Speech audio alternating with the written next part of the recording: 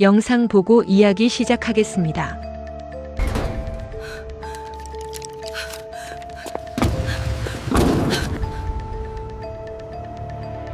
새벽 4시 구로의 폐창고 안은 죽음의 냄새로 가득했다. 서유는 손전등을 든 채 철제 문틈 사이로 몸을 밀어넣었다. 녹슨 경첩이 비명처럼 삐걱거렸다. 어둠 속에서 희미하게 보이는 것은 쌓여있는 폐자재들, 그리고 바닥에 쓰러진 한 남자의 형체였다. 그녀의 손이 떨렸다. 김 실장님. 목소리가 공기 중에 흩어졌다. 대답은 없었다. 손전등 불빛이 남자의 얼굴을 비췄다. 국정원 접선 요원 김태준. 사흘 전까지만 해도 그는 서윤에게 안전하게 빠져나갈 방법을 약속했던 사람이었다. 이제 그는 차갑게 굳어 있었다. 서윤은 무릎을 꿇고 그의 손을 확인했다. 손가락 사이로 구겨진 종이 한 장이 보였다. 그녀는 조심스럽게 그것을 펼쳤다. 손전등 아래 드러난 글씨는 급하게 휘갈겨진 것이었지만 의미는 명확했다. 장부를 넘기지 마라. 그들이 온다. 서윤의 심장이 요란하게 뛰기 시작했다. 장부. USB. 그녀의 가방 안에 지금 들어있는 그것. 북한 군 병원 지하에서 벌어진 금지 실험의 모든 기록. 자금 흐름. 실험체 명단.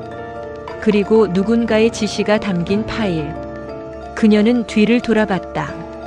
창고 입구 너머로 희미한 가로등 불빛만 보일 뿐이었다.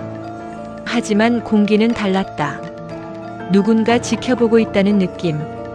그녀의 본능이 경고했다. 이미 늦었어.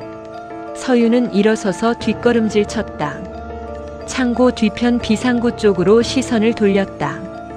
김태준이 죽었다는 건 그들이 이미 서울에 들어왔다는 뜻이었다. 보이부. 아니면 그보다 더 위험한 누군가. 그녀는 가방을 여는 대신 휴대폰을 꺼냈다. 떨리는 손끝으로 저장된 번호 하나를 눌렀다. 신호음이 2번 울렸다. 그리고 낮고 차분한 남자 목소리가 흘러나왔다. 어디야? 도현씨 김 실장님이. 알아. 위치 보냈어. 15분 안에 나와. 전화가 끊겼다. 서유는 휴대폰을 주머니에 밀어넣고 창고 뒤편으로 몸을 돌렸다. 비상구 손잡이를 잡는 순간 밖에서 차 한 대가 멈추는 소리가 들렸다. 문 여는 소리. 그리고 낮게 속삭이는 목소리 2개. 그녀는 숨을 죽였다. 안에 있어. 확인해. 서유는 더 이상 망설이지 않았다. 비상구를 밀어젖히고 뒷골목으로 뛰어나갔다. 새벽 공기가 폐를 찔렀다. 뒤에서 고함 소리가 터졌지만 돌아보지 않았다. 그녀는 어둠 속으로 골목 너머로 사라졌다. USB는 여전히 그녀의 가방 안에 있었다. 그리고 그 안에 담긴 진실은 이제 그녀와 함께 도망치고 있었다. 도현은 15분 후 약속된 지점에서 서윤을 태웠다. 그녀의 얼굴은 창백했고 손은 여전히 떨리고 있었다. 그는 아무 말도 하지 않고 차를 출발시켰다. 100m 너머로 보이는 구로의 불빛들이 점점 멀어졌다. 김 실장은? 서유는 고개를 저었다. 도현의 턱선이 굳어졌다. 그는 핸들을 꽉 쥔 채 전방을 응시했다. 그의 머릿속에는 이미 다음 수순이 그려지고 있었다. 안전가옥, 분석, 그리고 USB 속 진실의 확인. 하지만 한 가지는 확실했다. 이제 서윤을 보호한다는 건 단순한 임무가 아니었다. 그녀는 증인이자 열쇠였고 동시에 누군가에게는 반드시 제거해야 할 위험 요소였다. 차는 어둠 속을 가르며 달렸다.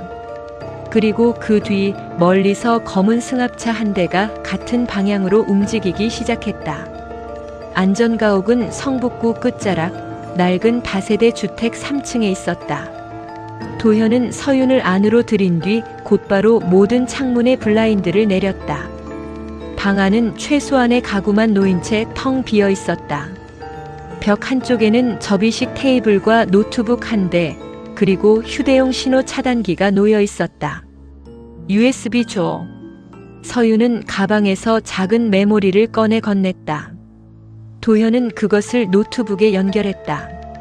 화면이 켜지고 아무 입력창이 떴다. 그는 몇 초 만에 잠금을 해제했다. 파일 목록이 펼쳐졌다. 엑셀 장부 스캔된 문서들, 그리고 동영상 파일 하나. 도현은 동영상을 재생했다. 화면 속에는 희미한 형광등 불빛 아래 놓인 금속 침대가 보였다. 카메라는 고정되어 있었고 앵글은 위에서 아래를 내려다보는 형태였다. 침대 위에는 흰 가운을 입은 사람 하나가 누워 있었다. 그의 팔에는 링거가 꽂혀 있었고 모니터가 미약한 생체 신호를 기록하고 있었다. 누군가의 목소리가 들렸다.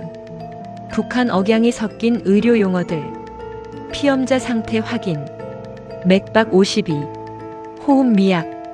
서유는 화면에서 눈을 떼지 못했다. 그녀의 손이 천천히 떨리기 시작했다. 이게 뭐야? 도현의 질문에 그녀는 대답하지 못했다. 화면 속 남자는 점점 경련을 일으켰고 곧 모니터의 신호가 평평해졌다. 의료진으로 보이는 이들이 급히 움직였지만 끝내 회복되지 않았다. 영상이 끝났다.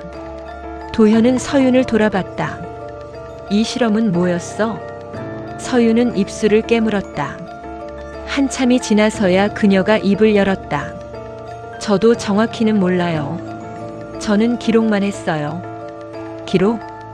의료 기록이요. 실험 결과를 정리하고 보고서를 작성했어요. 지시받은 대로. 도현의 눈빛이 차갑게 변했다. 그럼 당신은 이 사람이 죽는 걸 보고도 아무 말 안 했다는 거네요. 서유는 고개를 숙였다. 말할 수 없었어요. 저도 거기 갇혀 있었어요.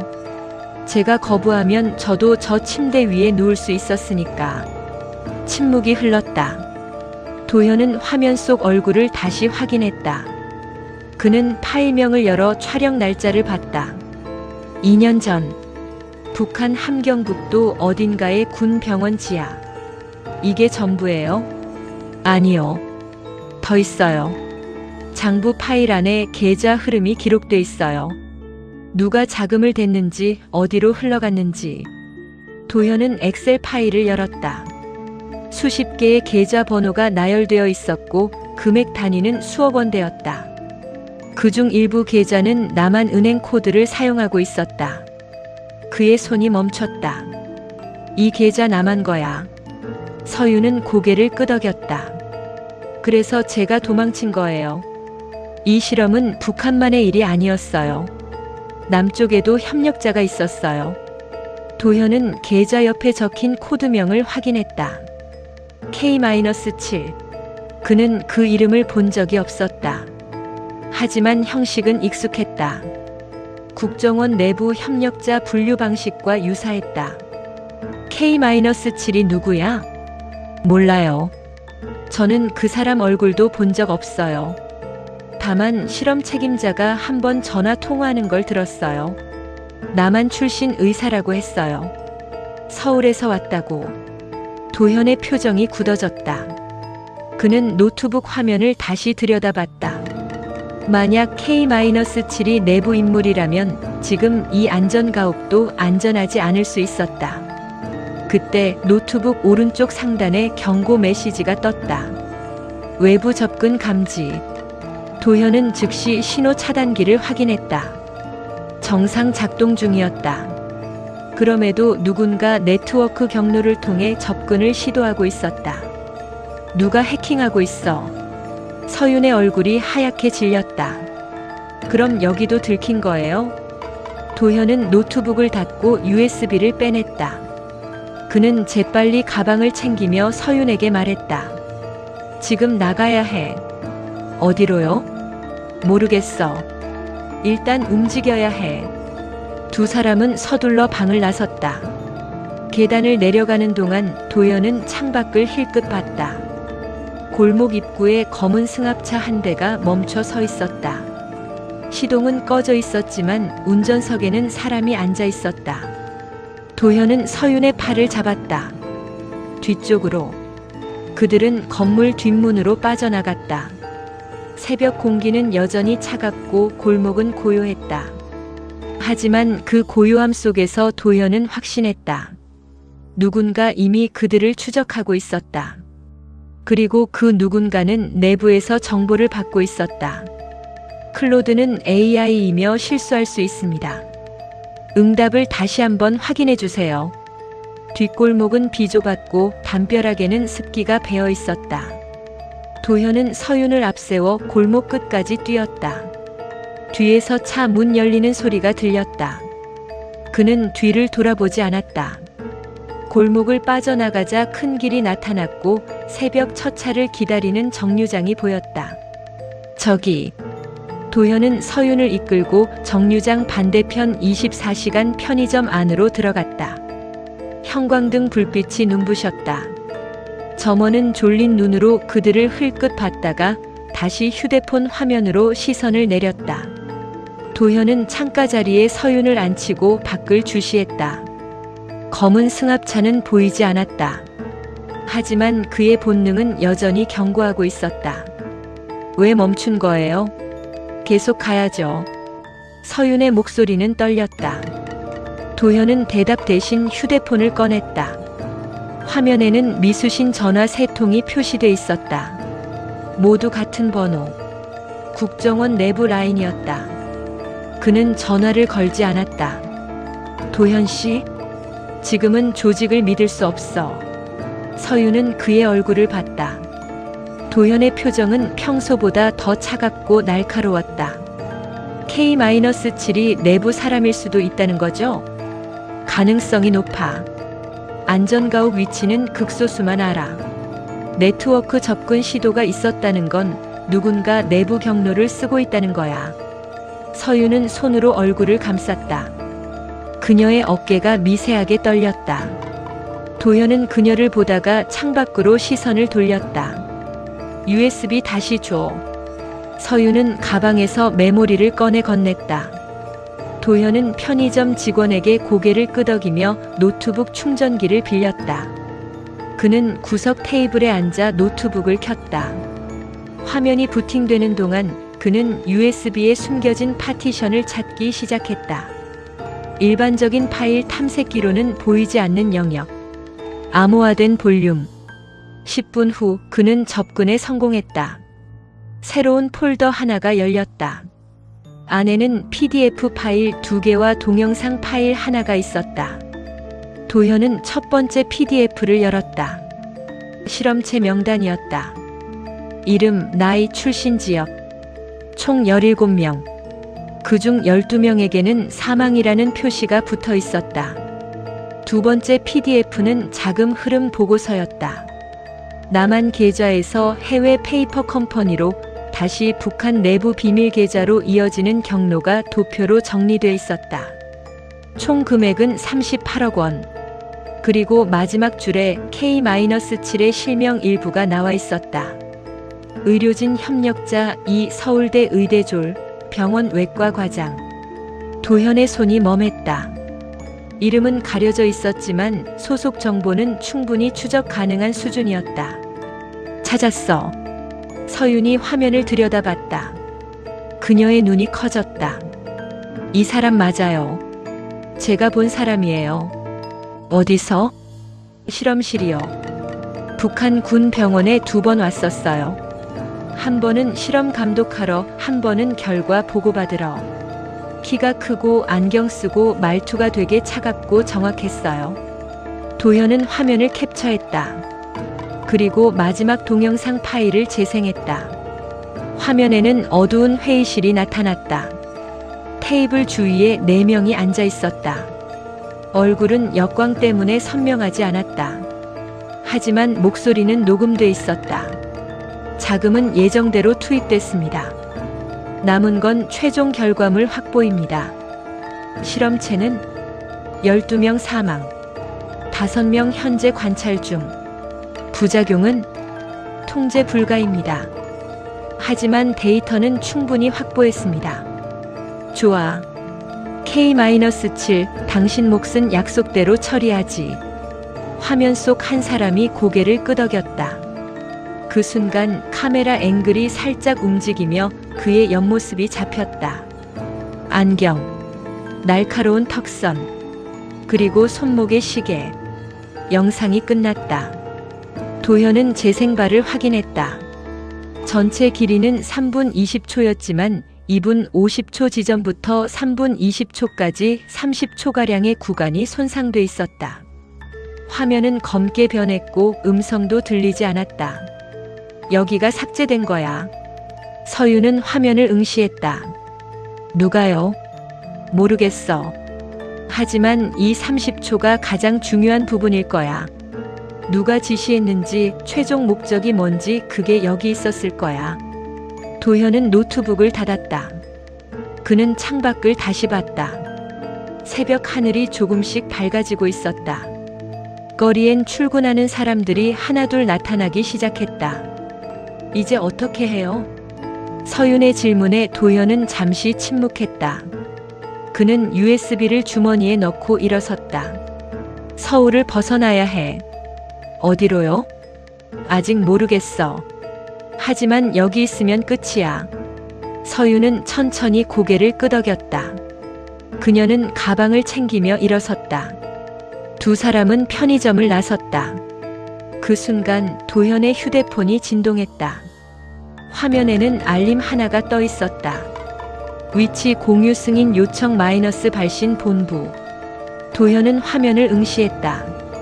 요청은 5분 전에 들어왔다. 그는 승인하지 않았지만 이미 누군가 그의 위치를 추적하고 있을 가능성이 있었다. 뛰어. 두 사람은 다시 골목 안으로 사라졌다. 그리고 그들이 떠난 자리, 편의점 맞은편 건물 옥상에서 누군가 쌍안경을 내렸다. 검은 코트를 입은 남자는 무전기를 들어 올렸다. 타겟 확인. 동쪽으로 이동 중. 무전기 너머로 차갑고 낮은 목소리가 들려왔다. 놓치지 마. 골목을 빠져나온 두 사람은 마포구 쪽으로 방향을 틀었다. 도현은 서윤의 손목을 잡고 주택가 사이를 지그재그로 이동했다. 뒤에서 발소리가 들렸다. 멀지 않았다.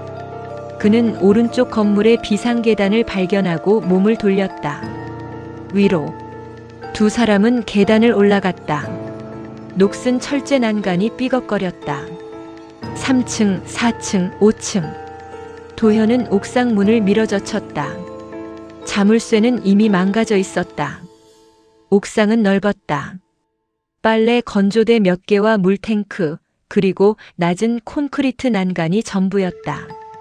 새벽 하늘은 회색빛으로 물들어 있었고 건너편 건물들이 침묵 속에 서 있었다.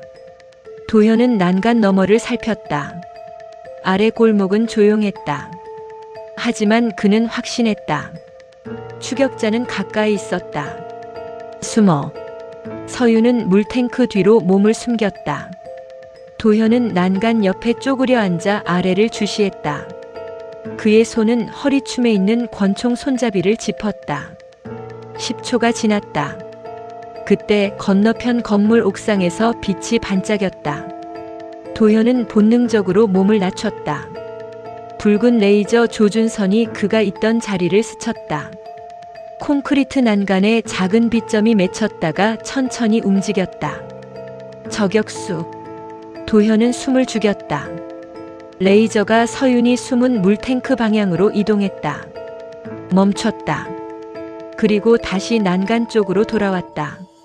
서윤 씨, 움직이지 마. 도현의 목소리는 낮고 차분했다. 서윤은 대답하지 않았다. 그녀는 물탱크의 등을 기댄 채 숨을 참았다. 레이저가 다시 움직였다. 이번엔 더 천천히. 마치 무언가를 찾는 것처럼. 도현은 난간 뒤에서 고개를 들어 건너편을 확인했다. 거리는 약 80m. 저격 가능 거리였다. 건너편 옥상, 급수탑 그림자 뒤에 사람 하나가 엎드려 있었다. 저격총의 윤곽이 희미하게 보였다. 도현은 권총을 꺼냈다. 하지만 이 거리에서 권총은 무용지물이었다. 그는 다른 방법을 찾아야 했다. 서윤 씨, 내가 신호하면 옥상 문 쪽으로 뛰어요. 멈추지 말고. 저격수가 쏘면요? 날 노릴 거예요. 당신은 아니야. 서윤은 도현을 봤다. 그의 얼굴은 평온했다. 왜요?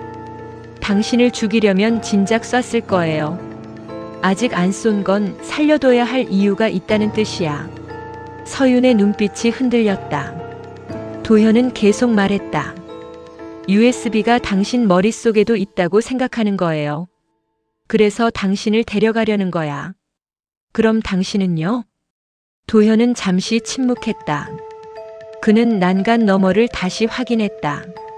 레이저는 여전히 옥상을 훑고 있었다.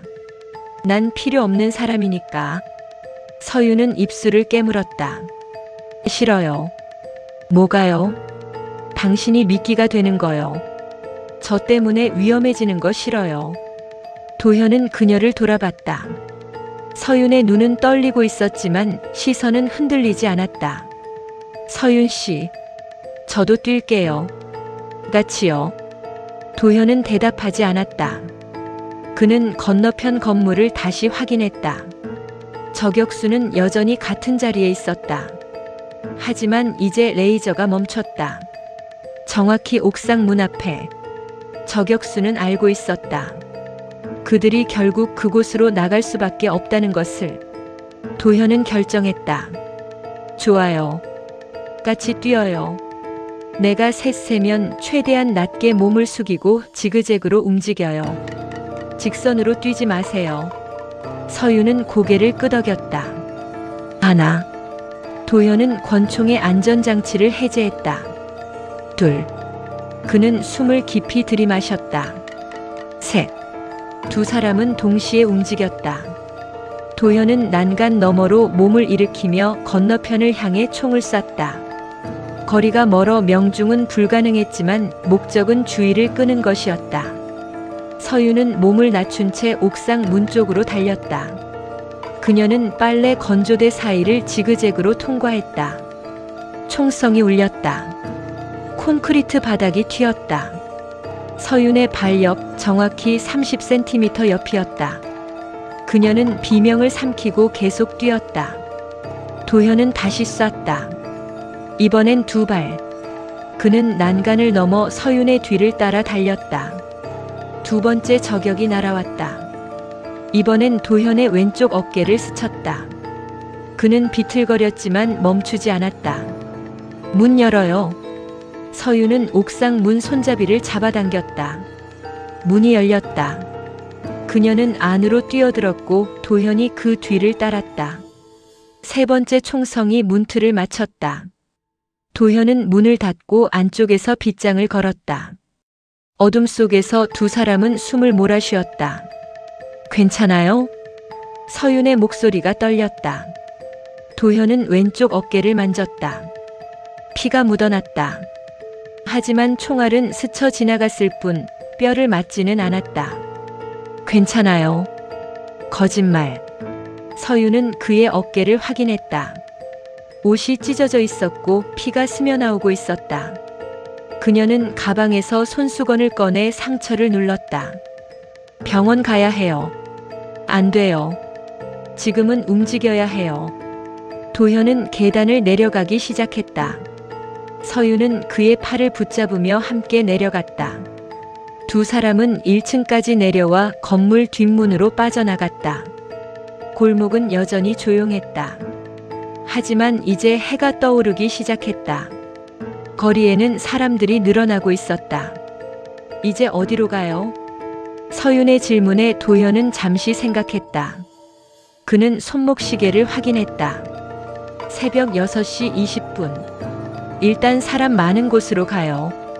저격수는 민간인 앞에서 쏘지 않을 거예요. 그 다음엔요? 도현은 대답하지 않았다. 그는 골목을 빠져나가 큰 길로 향했다. 서윤은 그의 옆을 따라 걸었다. 두 사람의 뒤 건물 옥상에서 저격수는 망원경을 내렸다. 그는 무전기를 들어 올렸다. 타겟 생존. 추적 계속. 무전기 너머로 침묵이 흘렀다. 그리고 차갑고 정확한 목소리가 들려왔다. 다음엔 놓치지 마. K-7이 직접 움직인다. 저격수는 대답 없이 무전기를 내렸다. 그는 총을 분해하기 시작했다. 도현과 서윤은 지하철역 입구에 도착했다. 출근길 사람들이 계단을 오르내리고 있었다. 도현은 서윤을 안으로 이끌었다. 이제부터는 증거를 세상에 공개하는 수밖에 없어요. 서윤은 그를 봤다. 어떻게요? 언론이요. 하지만 믿을 만한 사람을 찾아야 해요. 서윤은 천천히 고개를 끄덕였다. 그녀의 눈빛에는 두려움 대신 이제 결단이 서려 있었다. 좋아요. 끝까지 가요. 도현은 처음으로 작게 미소 지었다. 좋아요. 두 사람은 지하철 안으로 사라졌다. 그리고 그들이 탄 열차는 어둠 속으로 미끄러져 들어갔다. 지하철은 2호선 외곽 순환을 따라 달렸다. 도현과 서윤은 맨 뒷칸 구석에 앉았다. 출근 시간대라 사람들이 많았다. 도현의 어깨 상처는 서윤이 간이 붕대로 감아줬지만 피는 여전히 스며나오고 있었다. 병원 가야 해요. 나중에요. 도현은 휴대폰을 꺼냈다. 그는 저장된 연락처를 훑었다. 언론인, 변호사, 시민단체 활동가. 그중 신뢰할 수 있는 사람은 단 한 명뿐이었다. 강민재.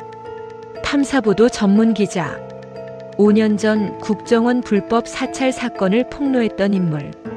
도현은 문자를 보냈다. 급하게 만나야 합니다. 장소와 시간 알려주세요. 답장은 3분 만에 왔다. 오전 10시. 홍대 입구역 2번 출구 앞 카페. 혼자 오세요. 도현은 서윤에게 화면을 보여줬다. 이 사람이라면 믿을 수 있어요. 확실해요? 확실하지 않아요. 하지만 다른 선택지가 없어요. 서윤은 고개를 끄덕였다. 그녀는 창밖을 봤다. 지하철은 어둠 속을 달리고 있었고 터널 벽에는 형광등 불빛이 빠르게 스쳐 지나갔다. 도현 씨. 네. 저 미안해요. 도현은 그녀를 봤다. 왜요? 당신을 이 일에 끌어들여서요. 처음부터 저 혼자 감당했어야 했는데. 도현은 잠시 침묵했다. 그는 상처 입은 어깨를 만지며 말했다. 서윤 씨가 혼자였으면 이미 끝났을 거예요. 김 실장처럼. 서윤은 입술을 깨물었다. 그래도 당신이 다쳤잖아요. 괜찮아요. 이 정도가 아니에요. 서윤의 목소리가 떨렸다. 도현은 그녀를 똑바로 봤다. 서윤 씨, 저는 이 일을 선택했어요. 당신 때문이 아니라 제 의지로요. 왜요? 진실은 밝혀져야 하니까요. 그게 제 일이에요. 서윤은 고개를 숙였다. 눈가가 붉어졌다. 도현은 그녀의 어깨에 손을 얹었다. 우리 끝까지 가요. 같이. 서윤은 천천히 고개를 들었다. 그녀는 눈물을 닦으며 고개를 끄덕였다. 오전 9시 50분 홍대 입구역. 두 사람은 카페 안으로 들어갔다. 창가 자리에 한 남자가 앉아 있었다. 40대 중반 회색 코트를 입고 노트북 앞에서 커피를 마시고 있었다. 강민재였다. 도현은 그에게 다가갔다. 강민재는 그를 올려다보며 미소 지었다. 오랜만이네요, 도현 씨. 오랜만입니다. 두 사람은 악수했다. 강민재는 서윤을 봤다. 이분이 증인입니다. 이 사건의 핵심이에요. 강민재는 고개를 끄덕이며 자리를 권했다. 세 사람은 구석 테이블에 앉았다. 도현은 USB를 꺼내 테이블 위에 올렸다. 이 안에 모든 증거가 있습니다. 강민재는 USB를 집어들었다. 어떤 내용인가요? 북한 군 병원에서 진행된 불법 생체 실험, 남한 내부 협력자, 자금 흐름, 그리고 실험체 명단. 강민재의 표정이 굳어졌다. 확실한 거예요? 영상과 문서로 다 확인 가능합니다. 하지만 도현은 잠시 멈췄다. 하나 문제가 있어요. 가장 중요한 30초가 손상됐어요. 누가 최종 지시했는지, 실험의 목적이 정확히 뭔지는 알 수 없어요. 강민재는 USB를 돌려보며 생각에 잠겼다. 그래도 충분합니다. 이 정도면 일면 톱감이에요. 하지만 위험해요. K-7이 내부 사람이라면 보도 전에 막으려 할 겁니다. 강민재는 고개를 끄덕였다. 알아요. 그래서 지금 당장 본사로 가겠습니다. 편집국장과 법무팀을 바로 소집할게요. 오늘 저녁 9시 뉴스에 내보낼 수 있어요. 서유는 그를 봤다. 정말 가능해요? 제가 책임지겠습니다. 강민재는 USB를 주머니에 넣었다. 그는 도현을 봤다. 도현 씨, 당신도 위험해요. 지금 당장 안전한 곳으로 가세요. 어디로요? 제가 아는 변호사 사무실이 있어요. 거기 잠시 숨어 있어요. 보도 나가면 공개적으로 보호받을 수 있을 겁니다. 도현은 고개를 끄덕였다. 강민재는 일어서며 명함 한 장을 건넸다. 이 주소로 가세요. 제가 먼저 연락해 둘게요.